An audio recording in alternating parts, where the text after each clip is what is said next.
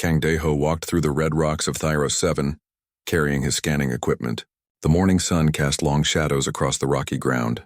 He had been working on this mining colony for 6 months now, studying the local animals and plants. Most days were quiet, just him and the endless red landscape.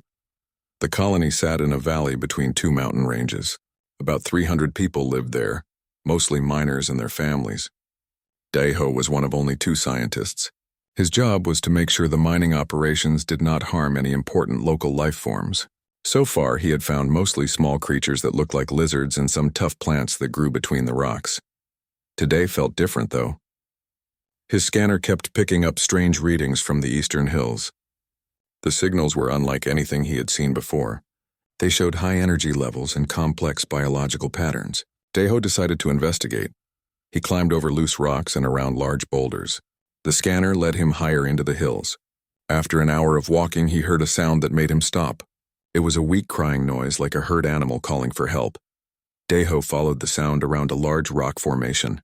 What he saw made him gasp. A small creature lay on its side in a pool of blue blood. It looked like a baby dragon from old Earth stories. The creature was about the size of a house cat, with scales that seemed to be made of crystal. Even hurt and bleeding, the scales caught the sunlight and threw back tiny rainbows. The creature had 4 legs, 2 wings, and a long tail. Its wings were torn in several places. Deep claw marks ran across its back and sides. One of its front legs was bent at a wrong angle. Its breathing was very shallow and fast. Daeho knelt beside the injured creature. He could see bite marks from what looked like the local predators he had studied. This little one had been attacked and left to die. Without help, it would not live much longer. He pulled out his emergency medical kit. His hands shook as he looked at the wounds. He had training in animal medicine from his time on Earth, but this was completely different. He did not know anything about this creature's biology. The creature's eyes opened when Daeho touched it gently. They were large and golden, with intelligence that surprised him. Most animals on Thyros 7 were simple creatures that acted on instinct, but these eyes looked back at him with understanding. The creature seemed to know he was trying to help. Daeho worked quickly. He cleaned the wounds with antiseptic and applied pressure to stop the bleeding. The creature whimpered but did not try to bite or scratch him. It seemed to trust him completely. The wing tears were the worst injuries. The wing membrane was thin like paper but stronger. Daeho used surgical tape to hold the tears together. He was not sure if it would heal properly, but it was better than leaving it open. For the broken leg, he made a small splint from pieces of his equipment. The creature watched him work with those golden eyes. Sometimes it made soft chirping sounds, almost like it was trying to talk to him. After 2 hours of careful work, Daeho had done everything he could in the field. The creature was stable but still very weak. It needed a safe place to rest and recover. He could not leave it here for the predators to find again. Daeho made a decision that would change everything. He carefully lifted the small creature and wrapped it in his spare jacket. It was surprisingly light and its body felt warm against his chest. The creature curled up against him and closed its eyes. The walk back to the colony took longer than usual. Daeho moved slowly to avoid jarring the injured creature. He kept checking to make sure it was still breathing. Several times he stopped to give it small drops of water from his bottle. When he reached the colony, people stared at him. News traveled fast in a small community. By the time he got to his laboratory, a crowd had gathered outside. Park Jin-woo, the other scientist, was waiting for him. "Daeho, what have you done?" he asked. "You know the rules about bringing local animals into the colony." "This one was dying," Daeho replied. "I could not just leave it there. But we do not know anything about its biology. It could carry diseases. It could be dangerous when it grows up." Daeho ignored his colleague's concerns. He had set up a clean room in his lab for studying specimens. He made a soft bed for the creature and placed it under a warming light. The creature opened its eyes and looked around, then looked back at Daeho. "I think it understands," Daeho said quietly. Park Jin-woo shook his head. "It is just an animal. You are seeing things that are not there." But Daeho was not so sure. Throughout the evening, as he monitored the creature's vital signs, he noticed things that made him think. The creature seemed to recognize different pieces of equipment. It moved its head to follow conversations. When Daeho spoke to it, it made different sounds back, almost like it was trying to copy his words. Late that night, when the colony was quiet, Daeho sat beside the creature's bed. The small being was awake, watching him with those golden eyes. Its breathing was stronger now and the bleeding had stopped. "What are you, little one?" Deho whispered. "Where did you come from?" The creature made a soft, trilling sound and tried to lift its head toward him. Deho gently stroked its uninjured side. The crystal scales felt warm and smooth under his fingers. As he touched them, they seemed to glow slightly brighter. "I will call you Bitna," he said. "It means shining light." Bitna seemed to like the name. The creature settled down and closed its eyes, finally relaxing completely. For the first time since finding it, Deho felt hopeful. Maybe with care and time, this strange little creature would survive. He did not know that his decision to save one small life would soon bring changes beyond his imagination. Outside the colony in the darkness between the stars, something vast and ancient had noticed what happened on Thyros 7. And it was coming. 3 weeks passed since Deho brought Bitna to the colony. The small creature had healed faster than anyone expected. Its wings had mended completely, and it could fly short distances around the laboratory. The broken leg was strong again, and the claw marks had healed into thin silver lines across its crystal scales. But the most amazing thing was how smart Bitna had proven to be. Every day, Deho discovered new signs of intelligence that went far beyond what any animal should have. Bitna had learned to open simple latches and containers. It could solve puzzles that Deho gave it, moving pieces around until they fit together perfectly. Most surprising of all, it had started copying human speech. At first it was just random sounds. Now it could say simple words like Deho and food, and hello. Dr. Lee Sujin, the colony's medical officer, visited the lab every few days to check on Bitna's progress. She was amazed by what she saw. "This creature learns faster than some human children," she told Deho. "Look at how it watches us. It is studying our behavior." Bitna had indeed been watching and learning. It observed how humans greeted each other and started bobbing its head when people entered the room. It noticed that humans ate with tools and began trying to pick up food with small sticks in its claws. The creature had also developed a strong bond with Deho. It followed him everywhere in the lab, perching on his shoulder or flying alongside him as he worked. When Deho left for meals or meetings, Bitna would wait by the door until he returned. If he was gone too long, it would make sad chirping sounds that could be heard throughout the science building. Not everyone in the colony was happy about Bitna's presence. Commander Nam Hosiok, the head of colony security, had been asking questions and making demands. "That creature needs to be turned over to proper authorities," he told Deho during a tense meeting in the colony conference room. "We have protocols for handling alien life forms." "Bitna is not just an alien life form," Deho replied. "It is an intelligent being. It has feelings and thoughts. That is exactly why it needs to be studied by military scientists," Commander Nam said.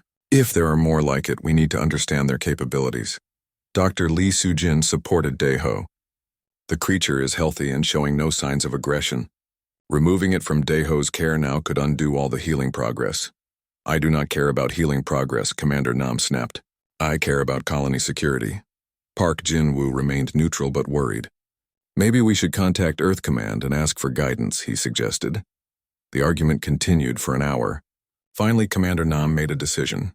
"I am calling a colony assembly meeting for tomorrow night. Let everyone see this creature and decide what to do with it." That evening, Deho sat in his lab with Bitna, feeling worried. The creature seemed to sense his mood. It flew over and landed on his lap, making soft, comforting sounds. "I do not know what will happen tomorrow," Deho told it. "Some people think you are dangerous." Bitna tilted its head and said, "Oh, Deho sad?" The fact that it had put two words together in a question format shocked him. Bitna was learning grammar now, not just copying sounds. "Yes, I am sad," he admitted. "I am worried about you." Bitna nuzzled against his hand. Bitna safe. Deho protect. The next evening, the colony assembly hall was packed. Word had spread about the mysterious creature, and everyone wanted to see it for themselves. Deho carried Bitna into the room, and people gasped when they saw it. Under the bright lights, Bitna's crystal scales threw rainbows across the walls. Its golden eyes looked around the room with obvious intelligence. It was beautiful and alien, and clearly not just an animal. Commander Nam stood at the front of the room. "Citizens, we are here to decide the fate of this creature. Dr. Kang has been harboring it against regulations." "I saved its life," Deho said, standing up. "And in return, it has shown us that intelligent life exists on this planet." "Prove it," someone called from the crowd. Daeho looked down at Bitna. The creature seemed to understand what was happening. It flew from Daeho's arms to the table at the front of the room. Dr. Lee Soo-jin had prepared a test. She placed a complex puzzle box on the table.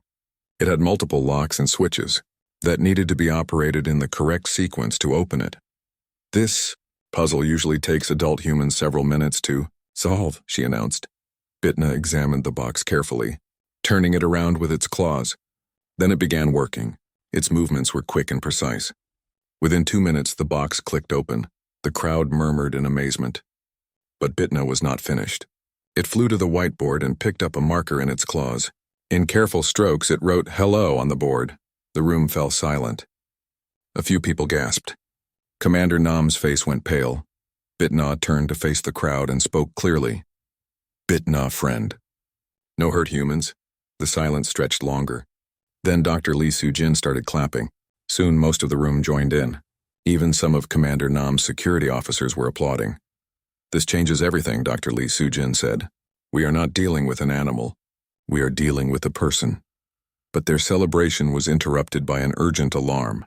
The colony's long-range sensors had detected something approaching from deep space. The signals were massive and moving fast. Cho Mi-young, the communications specialist, ran into the assembly hall with a portable scanner. "Commander, you need to see this. 3 objects, each about the size of a shuttle, coming straight for us. Their energy signatures match the creature's biology." Everyone looked at Bitna. The small creature had gone very still. Its scales were glowing brighter than usual, and it was making a low humming sound. "Family," Bitna said quietly. "Family comes." Commander Nam grabbed his radio. "All units to battle stations. Raise shields and prepare defensive positions." "Wait," Daeho said. "Maybe they are just looking for Bitna. Maybe they come in peace." "We cannot take that chance," Commander Nam replied. "If they are like this one but full-sized, they could destroy the colony." Through the windows they could see lights in the sky growing brighter. Whatever was coming would arrive soon. Bitna looked up at Daeho with worried golden eyes. "Family angry," it said. "Think Bitna dead. Think humans hurt Bitna." Daeho realized the truth. Bitna's family was coming to rescue it, probably expecting to find enemies who had hurt their young one. If they arrived ready for a fight, the colony would not survive. "We need to show them that we helped you," Daeho said to Bitna. "Can you tell them the truth?" Bitna nodded. "Bitna try, but family very big, very strong, very protective." The lights in the sky were now clearly visible as 3 enormous shapes descending toward the colony. Whatever happened next would determine whether this first contact between humans and Bitna's people would end in friendship or disaster. The 3 massive shapes landed just outside the colony's defensive perimeter. The ground shook when they touched down. Through the reinforced windows, the colonists could see creatures that looked like adult versions of Bitna, but each one was the size of a small building. Their crystal scales glowed with angry red light. Their golden eyes were larger than dinner plates, and their wings created shadows that covered half the colony. When they moved, the colonists could hear deep rumbling sounds that seemed to come from inside their chests. Commander Nam had activated all the colony's defenses, but everyone knew they would be useless against creatures of this size. The shield generators were designed to stop meteorites and small ships, not living beings with this much power. "Sir, the energy readings are off the charts," reported Yoon Tae-min from the engineering station. "Each of those creatures is generating more power than our entire fusion reactor." In the assembly hall, Bitna was making distressed chirping sounds. Its scales had turned from their usual blue-green to a worried orange color. It flew in small circles around the room, clearly upset. "They are very angry," Bitna said to Daeho. "They think Pak-young is dead. They smell blood. They think humans are killers." Cho Mi-young was working frantically at her communications equipment. "I am picking up electromagnetic signals from the creatures. They are definitely communicating with each other, but I cannot understand the patterns." One of the giant creatures lifted its head and let out a sound that shook the entire colony. It was part roar, part song, and completely terrifying. The other 2 answered with similar calls. "They are calling for Bitna," Dr. Lee Soo-jin said. "They want proof that their young one is alive." Commander Nam was torn between fear and duty. "We cannot just send people out there. Those things could crush us without trying." But Daeho was already moving toward the door. I have to take Bitna to them. It is the only way to prevent a disaster. Absolutely not, Commander Nam blocked his path. I cannot allow you to leave the colony. And I cannot allow the colony to be destroyed because of misunderstanding, Deho replied firmly. Bitna trusts me. Maybe its family will too. Bitna flew to Daiho's shoulder. Bitna protect Deho. Tell family truth.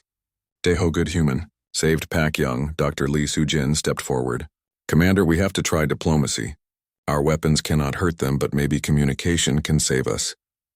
Outside, the three giant creatures were becoming more agitated. They had started moving closer to the colony walls. With each step, the ground trembled. Their scales were glowing brighter, and the air around them shimmered with heat. Yoon Taemin called out from his station. Sir, the shield generators are overheating just from their proximity. Whatever energy they are putting out, it is interfering with our systems. Cho Mi-young made a breakthrough. I think I understand part of their communication pattern. They are using harmonic frequencies combined with electromagnetic pulses. It is like music and radio signals mixed together. Can you send a message? Deho asked. Maybe simple concepts, but I would need to know what sounds mean what. Bitna perked up. Bitna teach. Bitna no Pak song. Working quickly, Cho Mi-young connected her equipment to the colony's external speakers. Bitna began making a series of musical chirps and clicks. The sounds were unlike anything it had made before, more complex and melodic. Immediately, the three giant creatures stopped moving. Their heads turned toward the colony, and their angry red glow began to fade. It worked, Dr. Lee Soo-jin whispered. They heard it. One of the creatures, slightly larger than the others, responded with a deep harmonic call. Bitna answered back. And soon all four creatures were engaged in what could only be described as a conversation. What are they saying? Commander Nam asked. Bitna paused its singing to translate. Big one is Woon-jae, Pack leader male. Bitna tell him Pak Young is safe. Tell him humans helped, not hurt. The conversation continued for several minutes. Sometimes the giant creatures sounded questioning, sometimes relieved. Bitna kept explaining, its small voice carrying clearly through the colony's speakers. Finally, Woon-jae made a different sound, deeper and more formal. The other two creatures joined in, creating a harmony that was actually beautiful despite its power. They want to see Bitna, the small creature announced. Want to see healing.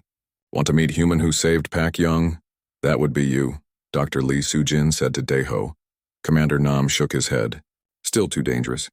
We do not know their intentions, but Bitna was already flying toward the exit. Come, Deho. Family waits. Family honors healing human. Against all protocol and common sense, Deho followed. Commander Nam tried to stop him, but Dr. Lee Soo-jin held the commander back. Let them go, she said. This is bigger than colony regulations. Deho walked through the colony's main gate with Bitna perched on his shoulder. He had never felt so small and vulnerable. The three giant creatures towered over him like living mountains. Their golden eyes, each larger than his head, focused on him with intense attention. Woon-jae lowered his massive head until it was just a few meters away from Deho. The creature's breathing created warm wind that rustled Deho's clothes. When it spoke, the sound vibrated through Deho's bones. Bitna translated. Pack leader says, show healing work. Deho gently touched the thin scars on Bitna's side where the claw marks had been. He pointed to the perfectly healed wing membranes.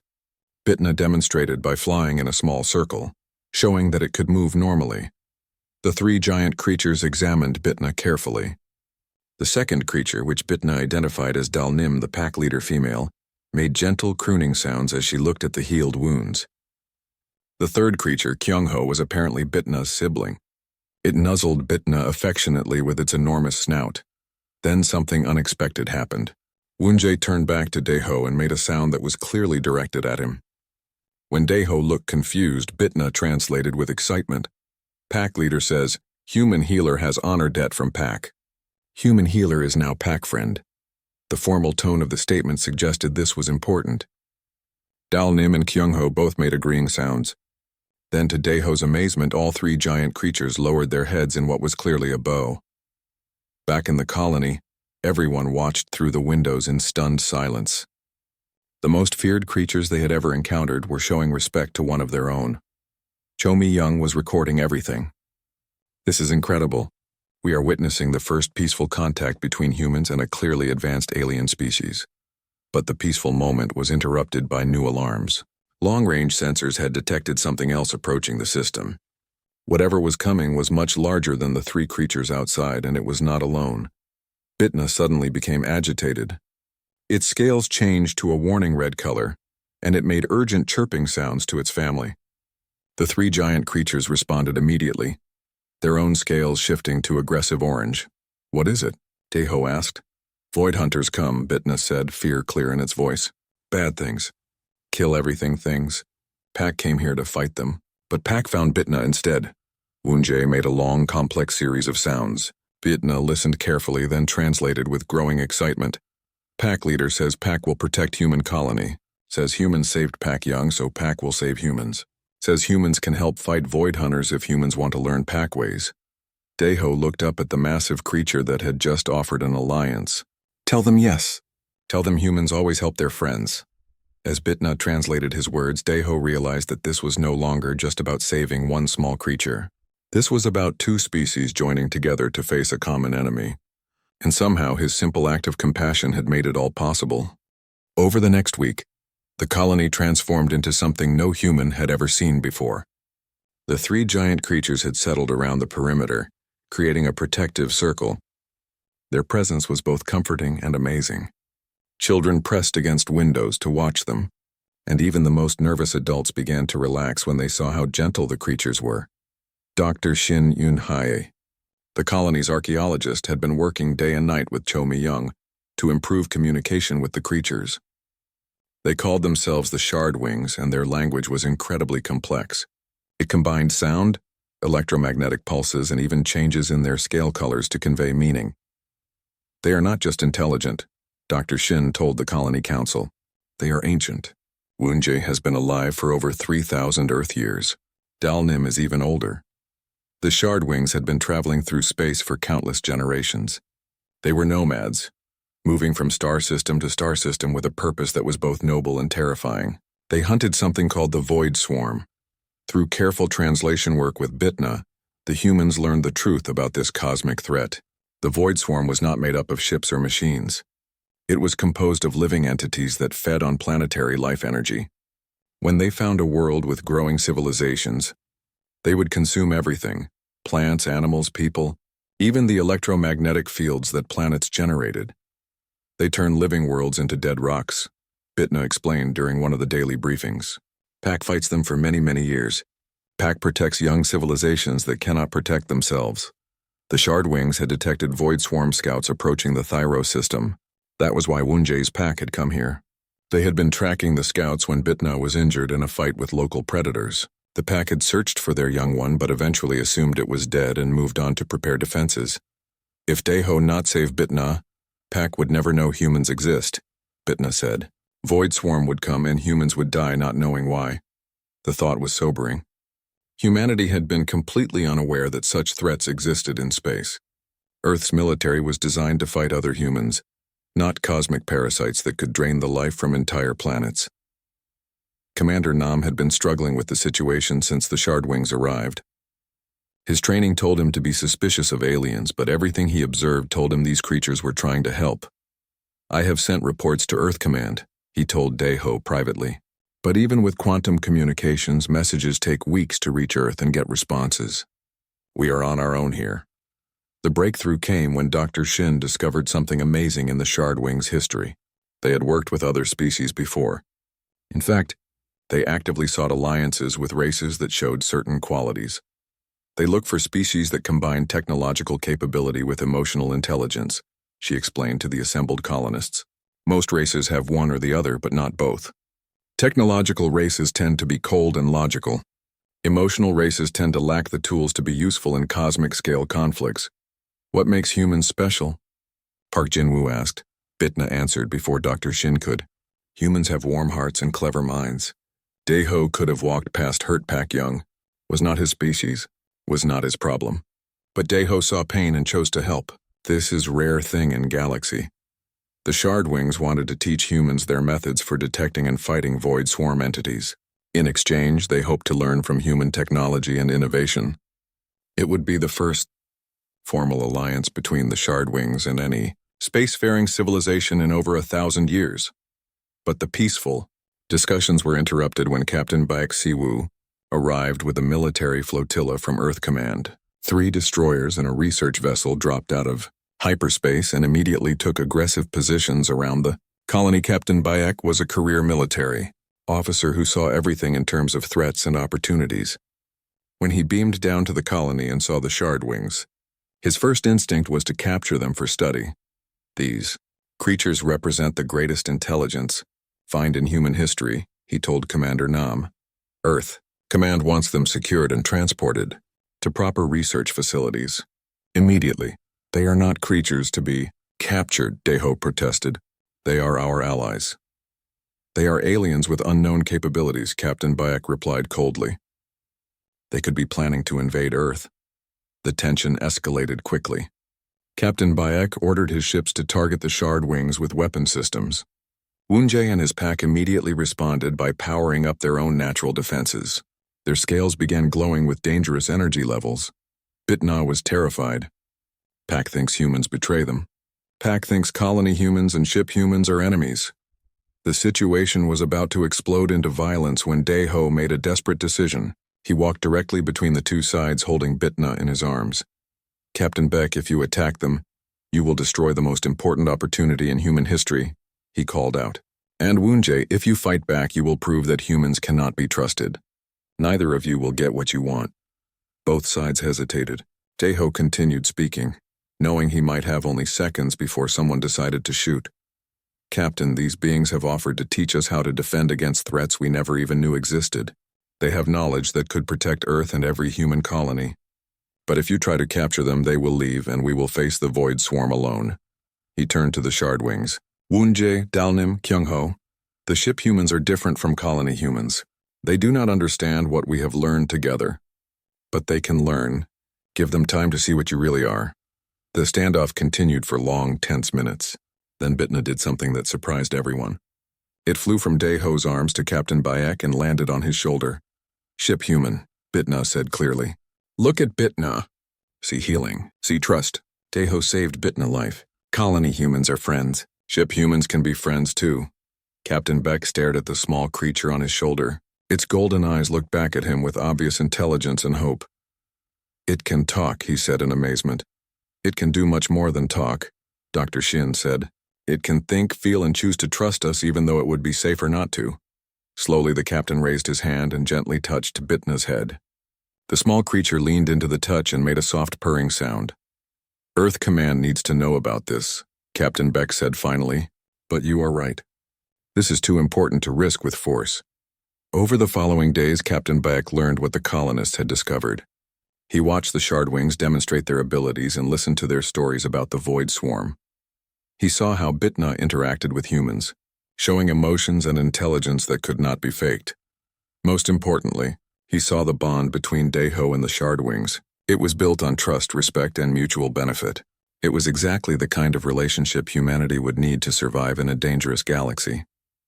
When the first Void Swarm scouts finally arrived at the edge of the system, Captain Baek made his choice. Instead of trying to capture the Shardwings, he placed his ships under their tactical guidance. This is Captain Baek to all Earth vessels, he broadcast. We are now operating in alliance with the Shardwings against hostile entities. Follow their lead and protect the colony at all costs. The real test of the human Shardwing alliance was about to begin, and it had all started because one man chose to help a hurt creature instead of walking away. Daeho stood between the 2 species he had brought together, with Bitna perched on his shoulder. For the first time since this all began, he felt truly hopeful about the future. Humans and Shardwings would face the Void Swarm together, and together, they might actually win. 3 months had passed since the first Void Swarm attack on Thyros 7. The colony had not only survived, but had become something entirely new. It was now officially designated as humanity's first interspecies diplomatic station, though the people who lived there simply called it home. The battle against the Void Swarm scouts had been unlike anything in human military history. The enemy entities were not ships or robots, but living shadows that moved through space like dark clouds. They fed on energy, draining power from ships and life from planets. Traditional weapons were useless against them, but the Shardwings had taught the humans their ancient fighting methods. The key was not destruction but redirection. The Void Swarm entities could absorb energy, but they could not handle too much energy at once. By coordinating their attacks, the humans and Shardwings had overwhelmed the scouts with concentrated bursts of power. Deho had played a crucial role in the battle. During the weeks of preparation, he had discovered something amazing about himself. When he touched Bitna or the other Shardwings, he could feel their bioenergy. With practice, he learned to harmonize with their natural frequencies. It is very rare, Woonjae had explained through Bitna's translation.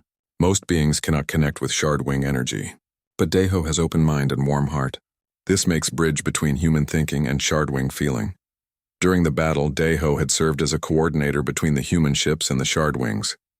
He could feel what the giant creatures were planning and translate their intentions to Captain Bayek's fleet.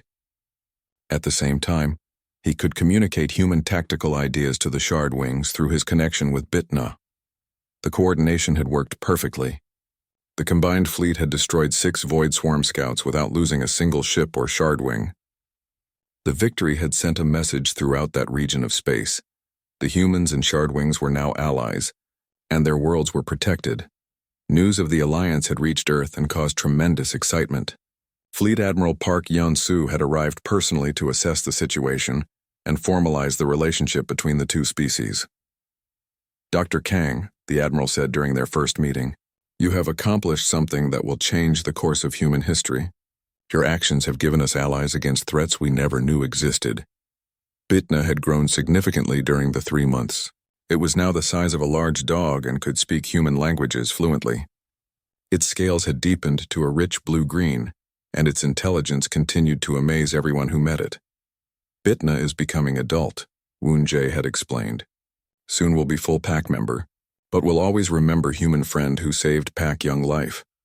The bond between Deho and Bitna had only grown stronger.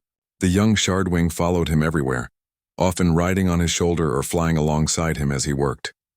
It had become his partner in everything, from scientific research to diplomatic meetings. "You two are like family," Dr. Lee Soo-jin observed during one of her regular checkups on Bitna. "I have never seen a human-alien bond this strong." But their relationship was more than personal. Deho had become humanity's primary Shardwing specialist. He was learning their technology, their culture, and their methods for detecting cosmic threats. In return, he taught them about human innovation, creativity, and the emotional connections that drove human society. The Shardwings were fascinated by human art, music, and literature. They had their own forms of expression, but they were based on harmonics and energy patterns. Human creativity was completely different and opened new ways of thinking for them. "Humans make beauty from sadness," Dalneem had observed. "Humans take pain and create something that helps others feel less alone.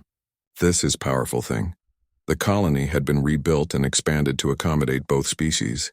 Special platforms had been constructed for the Shardwings to rest on, and the laboratory buildings had been modified, with large windows and open spaces where Bitna and its family could visit easily.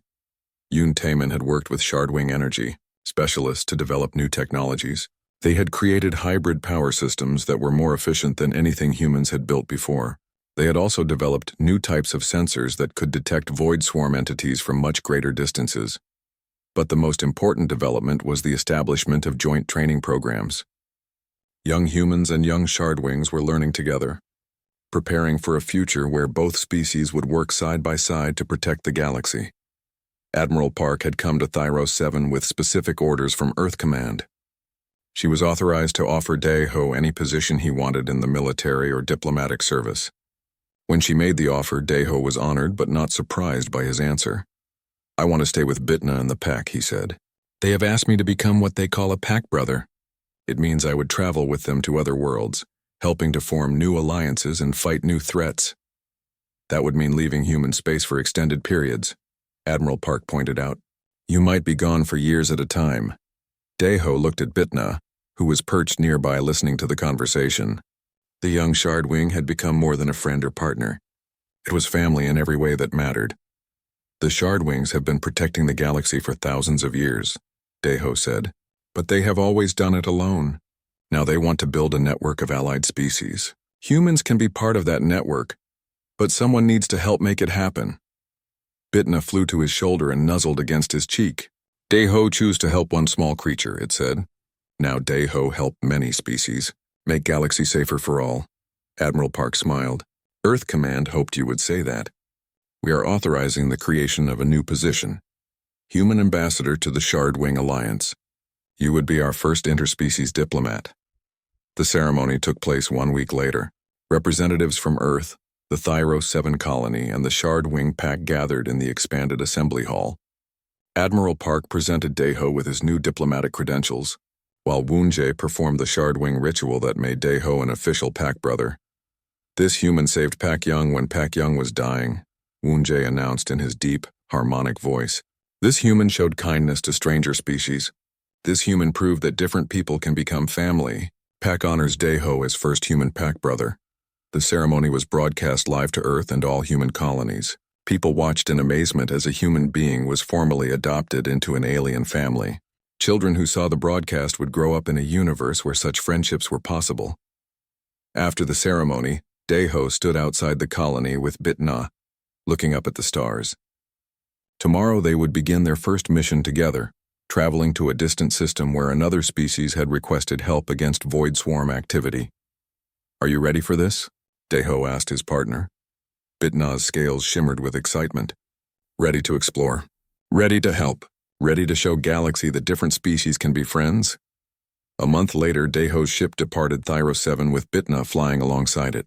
The young Shardwing was now large enough to travel independently in space, and its bioenergy field protected both of them during interstellar flight. As they jumped to hyperspace, Deho reflected on how much his life had changed. 6 months ago, he had been a lonely scientist on a mining colony. Now he was humanity's first interspecies ambassador, traveling the galaxy with an alien family that had adopted him as one of their own. It had all started with one simple choice: to help a hurt creature instead of walking away. That choice had led to the greatest alliance in human history, and had opened up possibilities that no one had ever imagined. Behind them, Thyro 7 continued its new role as a diplomatic station. Human and Shardwing young ones learned together, preparing for a future where cooperation between species would be normal instead of miraculous. And in the depths of space, other civilizations had begun to hear stories about the humans who befriended the ancient guardians. Some sent messages asking for help. Others sent invitations to visit. The galaxy was becoming a smaller, more connected place. Deho smiled as he watched Bitna perform graceful loops around his ship. The young Shardwing was showing off, clearly enjoying its first major space journey. In the distance, Woonjae, Dalneem, and Kyungho flew in formation, ready to face whatever challenges lay ahead. They were a family now, bound together by trust, respect, and love that transcended species barriers. And they were just the beginning. Across the galaxy, other alliances were forming. Other friendships were being forged, and other acts of kindness were changing the course of history. The universe was vast and often dangerous, but it was also full of possibilities for those brave enough to reach across the darkness and offer help to a stranger in need.